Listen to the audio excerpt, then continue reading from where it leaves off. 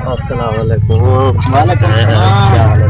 मलिक साहब ठीक है। सही मलिक साहब क्या हाल है ठीक है वे बहो अल्हम्दुलिल्लाह बहो मैं ठीक हूँ, तबीयत ठीक है शुक्र है यार मालिक भाई। दा सी फिट फाट तो अपना सुनो ठीक है वे अल्लाह का शुक्र। तो चलो, ठीक रहेगा। हाँ सी मलिक साहब खैर है कि मैं अमन थे बस ये तुम्हारे साथ दरमान करना आ गया था। हाँ सी अल्लाह दी मर्जी है अल्लाह से संभाल के दे लेकिन उनको तो फौत हुए काफी अरसा थी गया असां कराची आसे असां वाला दूजा दिया असां ऐसे वाला असां के थी हूं। मेहरबानी से क्या क्या है तुम्हारे साथ? उनको सी कुत्ते पाट गया ही हां से वाला वो कुत्ती असा गुजर रहा था देखो। तो आपको क्या लगता है जो ये मलिक साहब अरमान करना है बैठन ये भी कुत्ती दे चक्कर है चाहे बैठन वो कुत्ती हिना को भी चाहिए दिया और चल उठे तू वन वने ओए कुत्ते गिना है कुत्ते को यूं आगे कीमती चीज पैसे दे दूंगा सही। भाई चलो है मान मसा इथों वाला